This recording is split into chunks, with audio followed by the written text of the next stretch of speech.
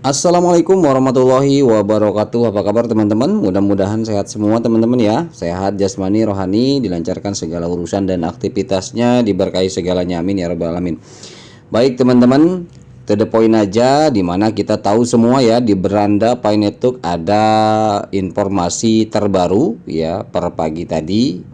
Jadi perlu kiranya kita belajar memahami bersama ya. Judulnya di sini adalah belajar memahami bersama apa yang diinformasikan oleh core team ya, dari core team Pi Network teman-teman. Oke, ini saya sudah terjemahkan teman-teman ya. Sudah terjemahkan ke bahasa Indonesia, dan ini saya yang di garis miring saya tidak akan bahas karena ini sengaja saya tandain garis miring karena ini adalah bahasan umum lah, artinya pembukaan saja. Pi 2022 pembaruan akhir tahun. Oke ya. Nah, di sini pembaruan hari ini berfokus pada pekerjaan yang kami lakukan yang relevan dan menarik untuk pionir, dan mungkin mengabaikan upaya dan penerapan jaringan Pi yang tak terhitung banyaknya terkait antarmuka, backend, kepatuhan, kesuksesan komunitas dan perbaikan bug. Itu juga tak luput daripada penyelesaian dan perapihan core team teman-teman ya. Perbaikan proyek khusus migrasi mainnet. Di sini diceritakan bahwa dijelaskan migrasi mass mainnet telah dimulai sejak Pi Today ya, 28 Juni. Nah, kan saya pernah bilang di video sebelumnya. Jadi migrasi ke mainnet artinya kalau saya melihat mainnet itu sudah masuk gitu loh. Jadi kita itu berpikir bahwa mainnet kapan, open mainnet kapan, sebetulnya sudah teman-teman. Tetapi trik dan metode yang digunakan Pi Network ini adalah metode bertahap mainnetnya, tidak sekaligus. Karena kenapa? Karena skalanya ini jangka panjang, proyeknya proyek global, dan tentunya visi misi Pi Network ini tidak kecil. Jadi harus betul-betul rapi lah, aman, segala sesuatunya terpantau dengan baik adanya, tidak ada kendala apapun kelak nanti, karena untuk jangka panjang, karena tujuan akhir adalah desentralisasi teman-teman. Jadi harus betul-betul keamanannya, kelancarannya dan sebagainya. Nah, jadi metode atau trik tipe yang digunakan untuk mainnet daripada Pi Network adalah bertahap. Bahwasanya kita saat ini, saya mengkategorikan bahwa enclosed mainnet ini adalah tahapan daripada mainnet teman-teman, hanya pengalihan bahasa aja ya. Bahasa dimana ketika koin real itu termigrasi itu sudah mainnet sebetulnya gitu. Jadi banyak orang yang tidak menyadari ya. Nah, hanya mainnet totalnya itu sampai berapa 100% itu kapan. Nah, itu selesainya. Artinya sudah selesai semuanya terdesentralisasi gitu. Makanya di sini pun kan dibilang migrasi mass mainnet telah dimulai sebetulnya sejak Pi Today 28 Juni ya 2022 kemarin. Dimigrasikan sepenuhnya perintis, sekarang beroperasi di blockchain Pi Mainnet dan menggunakan Pi dalam ekosistem Pi berdasarkan pedoman enclosed mainnet ya. Jadi ada pedoman tambahan yang dinamakan enclosed mainnet. Jadi untuk mainnetnya 28 Juni kemarin. Makanya kan kita ada barter. Nah, yang sudah termigrasi itu artinya sudah termigrasi juga ke blockchainnya Pi teman-teman. Akun teman-teman ini yang sudah ada di available balance coinnya itu sudah ada di blockchainnya Pi teman-teman ya. Nah, di sini dijelaskan, baca bab white paper di sini katanya gitu kan. Dan mereka yang telah menyelesaikan daftar periksa mainnet yang 8 poin itu ya dapat memigrasi saldo dan dapat dipindah tangankan dari aplikasi ponsel ke alamat dompet mereka di blockchain mainnet ya. Untuk saat ini mainnet custodial walletnya ada di Pi browser kita teman-teman ya. Jadi ketika teman-teman kemarin ayo coba pindahin ke available balance, itulah adalah dompet custodial kita di Pi browser yang disediakan dan disiapkan oleh Pi core team teman-teman ya. Pekerjaan yang dilakukan untuk migrasi mainnet adalah 3 kali lipat ya. Jadi artinya bobot pekerjaan, bobot pusingnya, bobot stresnya ya 3 kali lipat sebetulnya kalau untuk masalah urusan migrasi mainnet. Nah, ini garis miring lagi, nggak perlu lah saya bacakan ya. Kita lanjut. Di sini penyempurnaan. Nah, ini yang pekerjaan-pekerjaan 3 kali lipat ini yang ini teman-teman. Penyempurnaan pasca migrasi untuk pemeriksaan validasi selama periode menunggu migrasi ya. Selama periode menunggu migrasi, yang pertama verifikasi bahwa Pi transferable balance pionir sudah benar. Jadi memverifikasi semua yang bersangkutan dengan transfer balance ya, atau saldo transfer mentransfer balance itu sudah benar, tidak ada kesalahan lagi. Nah makanya kemarin ada teman kita yang, bang kok saldo saya hilang, coba konfirmasi via Gmail ke Pikortim, akhirnya nggak lama balik lagi. Kemudian yang kedua, setelah diverifikasi saldo berhasil dimigrasikan ke blockchain mainnet, itu sudah ya, bagi yang sudah KYC terverifikasi, saldo sudah ke available balance ya, sudah dimigrasikan ke, walaupun belum ke available balance kita kan nunggu 14 hari. Nah itu sudah ada di posisinya di blockchain ya, di blockchain mainnet. Fitur verifikasi lebih lanjut juga dapat membatalkan migrasi untuk siapa saja yang memerlukan verifikasi tambahan sebelum transfer penuh mereka. Nah, jadi bisa aja ini fitur dikelola juga, dikondisikan juga. Jadi ketika ada migrasi, siapa saja yang memerlukan verifikasi tambahan, misal akunnya ada sesuatu nih yang bukan manusia, misalkan wah ini kayaknya akunnya akun bodong atau akun apalah gitu kan ya, ini bisa aja dibatalkan migrasinya, koin mungkin ditarik lagi atau bagaimana. Tapi ketika ada konfirmasi verifikasi ulang atau konfirmasi dari pengguna user, biasanya akan normal kembali. Bisa saja itu adalah fitur tambahan ya. Penyesuaian dompet untuk memfasilitasi migrasi mainnet ya, ini penyesuaian dompet untuk mengaktifkan PI diklaim setelah periode penundaan migrasi ya. Kemudian untuk mengizinkan pionir mengakses dan mengelola proses migrasi mainnet ya. Kemudian yang ketiga, seluruh antarmuka pengguna wallet diperbarui ya. Jadi ini untuk penyelesaian dompet untuk fasilitas daripada migrasi mainnet. Ini adalah pekerjaan core team semua teman-teman ya. Oke. Kemudian peningkatan pengalaman pengguna mainnet checklist dan perbaikan bug untuk memastikan transisi yang mulus ke mainnet ya. Jadi tidak ada kendala satu apapun yang mulus. Intinya semua checklist kita 1 sampai 8 nggak ada problem lagi ya. Kemudian secara teknis di teman-teman juga diperhatikan dompetnya ketika pernah bikin 2 kali wallet. Nah, wallet yang pertama tidak diganti sama yang kedua, ketika migrasi sudah terjadi berarti masuknya ke wallet yang pertama. Akhirnya komplain, mana kok nggak masuk-masuk, padahal nggak sadar 2 kali bikin. Nah itu juga harus diperhatikan di kitanya, belum juga di core teamnya. Itu harus lebih di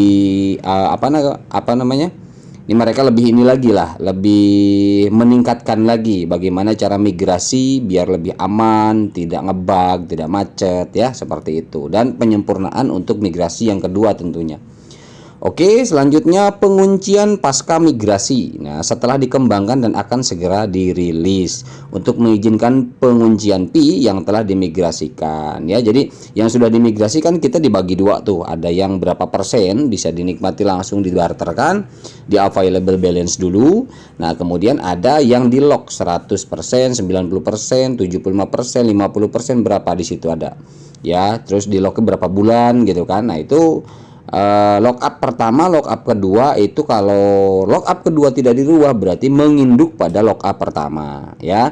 Jadi kalau misalkan lockup pertama 100%, lockup keduanya 90%, berarti ketika migrasi kedua nanti 10%-nya bisa dipindah ke available balance teman-teman dan bisa dinikmati ya.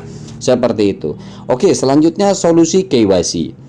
Sebagai langkah persyaratan untuk migrasi mainnet, untuk setiap perintis, pekerjaan KYC terutama difokuskan pada apa? Yang pertama, peningkatan efektivitas, efisiensi, dan keamanan aplikasi KYC. Jelas ya, karena kunci KYC itu adalah sangat vital teman-teman ya, untuk keamanan daripada aplikasi kita sendiri. Memperluas KYC ke jumlah perintis yang terus meningkat. Ini sedang terus dikembangkan dan dimasifkan oleh Picore Team. Yang ketiga, menganalisis dan mengerjakan solusi untuk perintis sejati yang telah mengirimkan aplikasi mereka dan belum menerima hasil KYC. Kan ada tuh teman-teman yang sudah isi data tapi sampai saat ini belum hijau, belum lulus, masih pending aja. Nah itu mungkin by system di sananya lagi ada bug atau problem. Itu juga dimonitor lagi sama Picore Team ya. Lihat pembaruan mendetail terbaru tentang KYC di sini untuk kemajuan dan oke.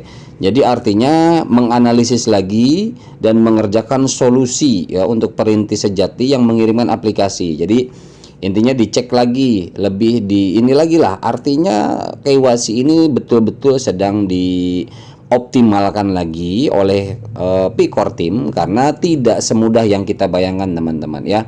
Tidak gampang asal ngisi begitu aja dan sebagainya. Itu biasanya kalau yang model begitu mudah sih mudah, gampang sih gampang, tapi kan kita tidak pernah tahu, kalau kita bukan programmer, kita nggak tahu tingkat keamanannya sejauh mana yang diinginkan oleh pengembang.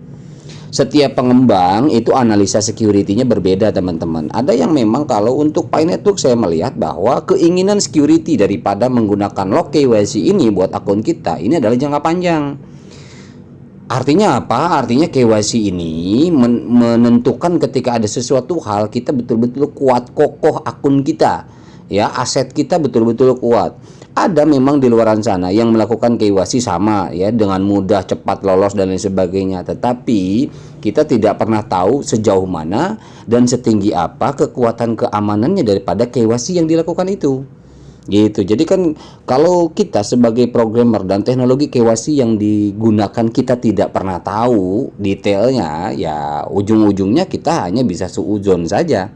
Makanya saya mengajak yuk teman-teman kita belajar berpikir positif bahwa ini yang dilakukan P-Core Team adalah yang terbaik tentunya untuk semua pionir, karena memang jangka panjang. Lagi-lagi ini adalah aset jangka panjang kita, dan teman-teman bisa melihat perkembangan saat ini, value itu luar biasa ya, value yang betul-betul tidak bisa dianggap remeh walaupun ini baru tahap spekulatif. Tentunya tidak ada real coin di dalamnya karena mengadopsi IOU.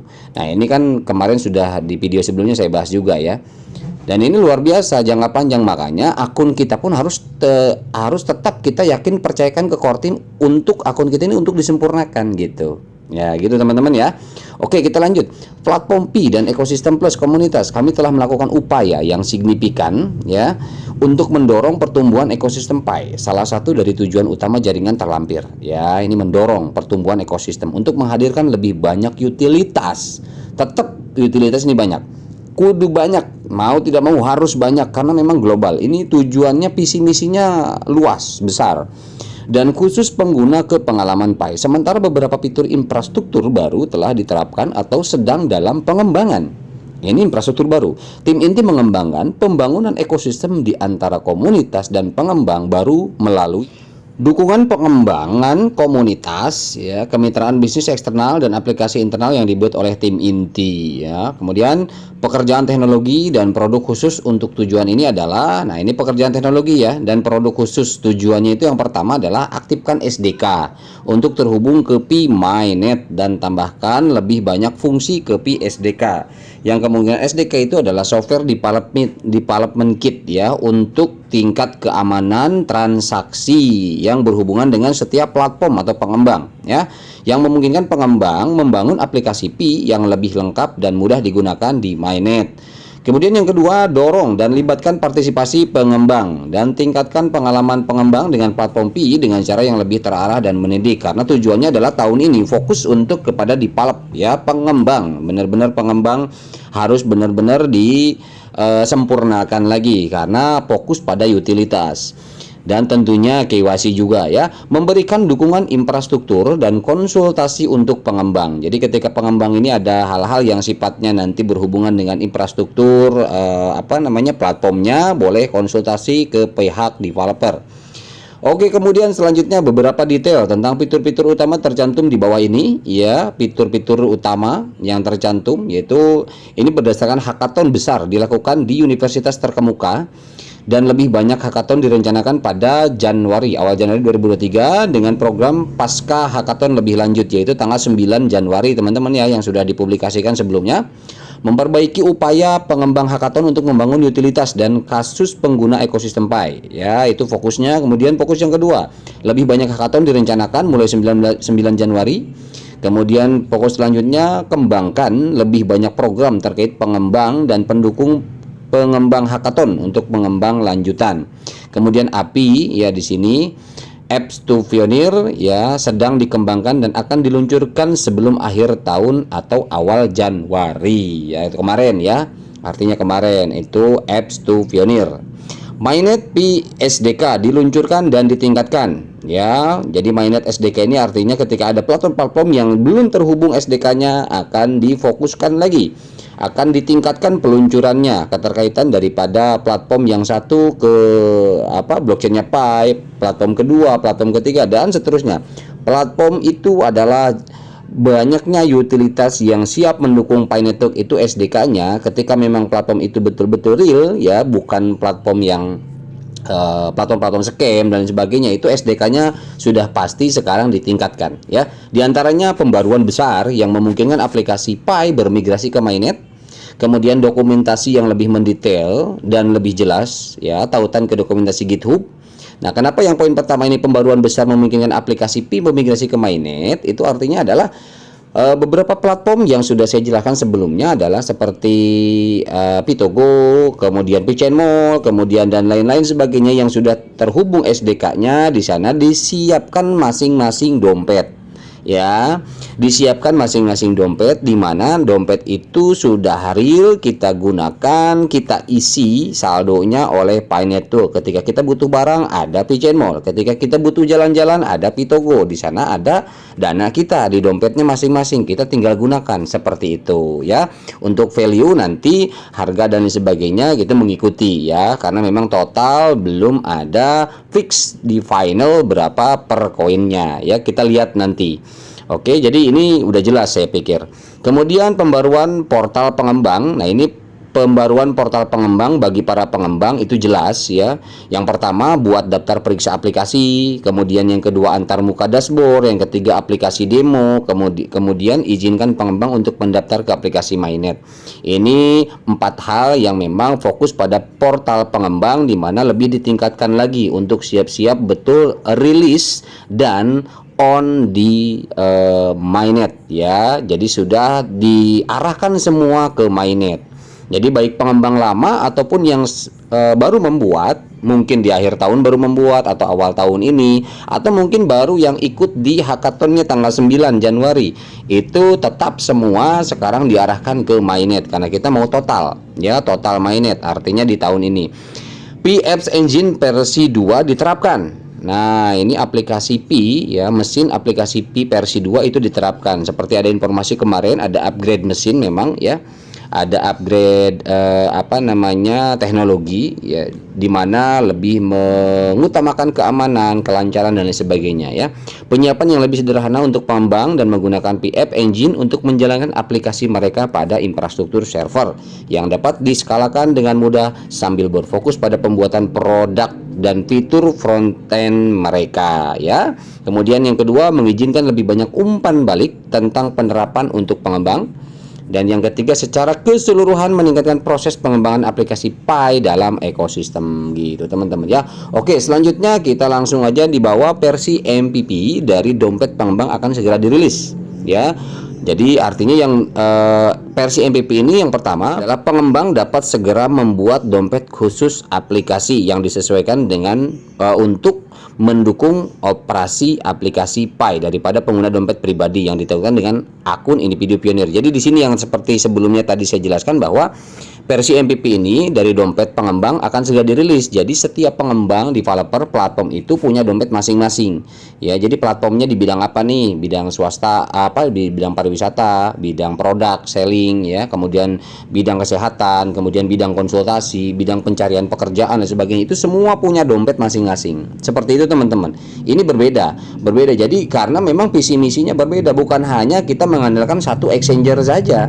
Rilis di exchanger itu beda kalau Pi Network. Ini yang harus perlu dipahami, ya. Perlu dipahami oleh semua pionir bahwa di sini bukan melalui exchanger, yaitu mungkin nanti kesekian, tetapi pada prinsipnya visi misinya adalah underlay-nya ini karena memang utilitas. Jadi mengutamakan utilitas beserta dompetnya. SDK-nya sudah terhubung, ya.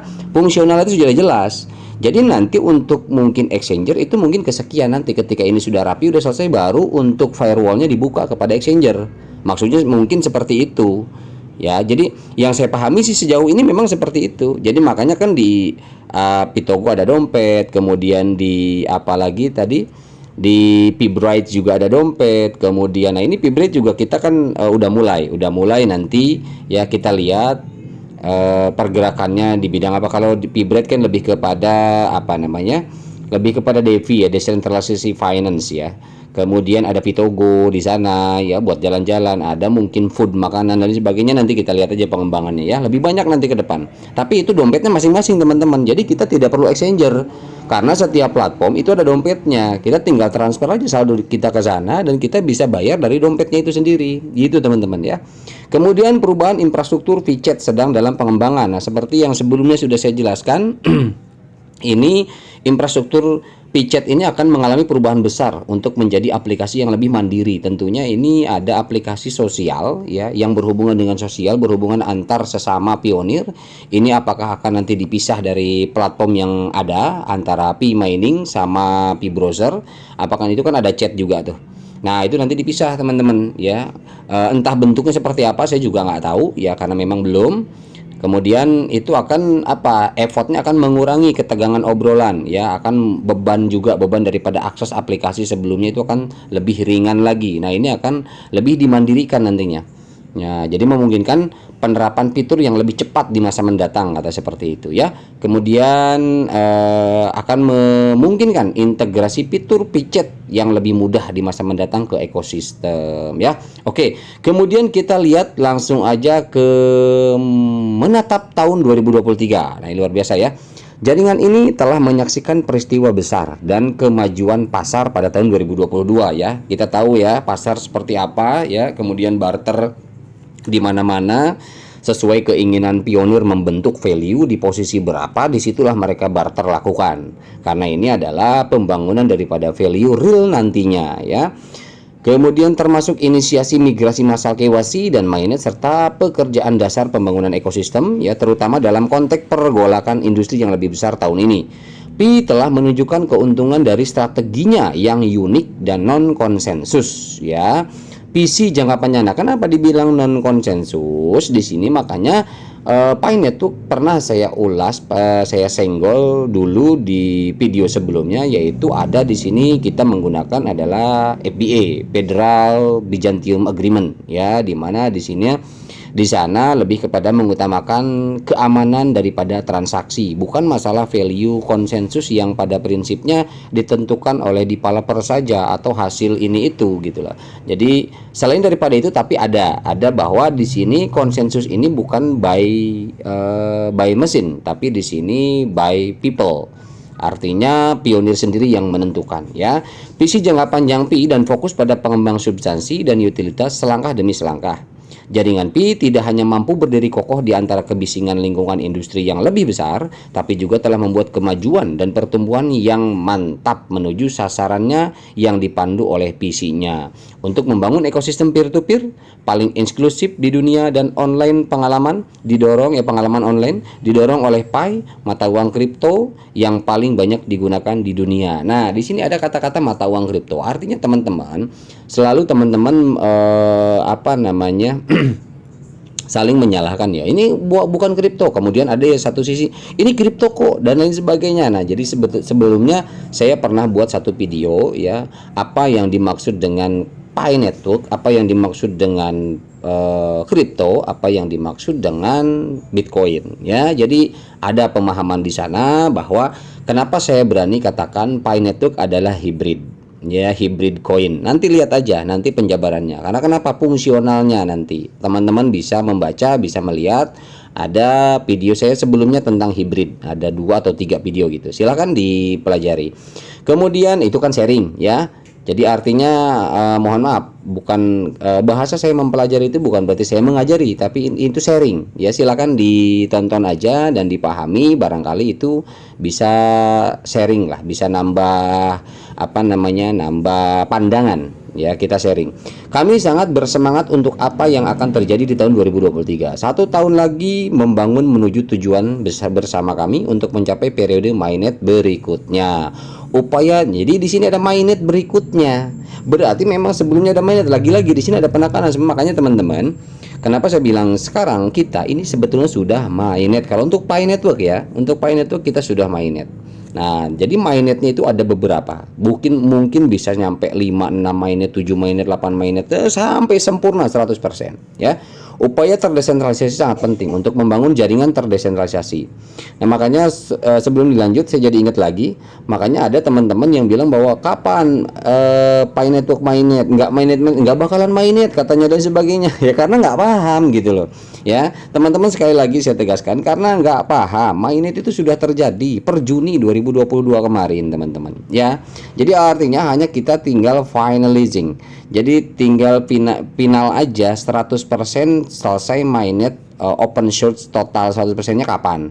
Itu aja sebetulnya gitu loh. Jadi teman-teman nggak perlu gimana-gimana gitu. Karena hanya terblok dengan pemikiran yang lama saja bahwa mainnet itu harusnya seperti ini. Oh enggak gitu loh. Ini beda. Pi Network itu beda, bukan kripto biasa, teman-teman ya.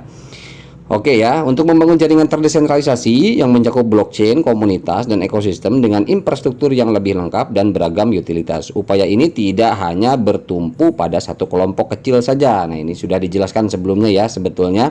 Jadi teman-teman, oke, artinya ini sudah jelas ya, 2023 artinya ada perbaikan dan pengembangan, juga betul-betul penyempurnaan lagi. Mudah-mudahan ketika program-program ini dirasa sudah sempurna adanya ya kita sama-sama berdoa mudah-mudahan core team diberikan kelancaran agar semua mencapai 100% mainnet. Nah, kita ini baru, saya menilai sini baru tahap 30% mainnet. Jadi belum nyampe setengahnya. Nah, mudah-mudahan nanti dengan sampai 50%, 70%, 100% akhirnya open source selesai, open network ya. Di bahasa open network ini kan membuka jaringan total berarti ya, bukan hanya mainnet saja, teman-teman ya. Insya Allah mudah-mudahan kita, bagi yang tetap percaya kepada core team ya, kita tunggu dan tidak akan menyesal kelak hari nanti. Biarkan yang tidak percaya abaikan. Oke, itu aja, mudah-mudahan bermanfaat. Mohon maaf bila ada salah-salah kata, teman-teman. Wabillahi taufiq wal hidayah. Assalamualaikum warahmatullahi wabarakatuh.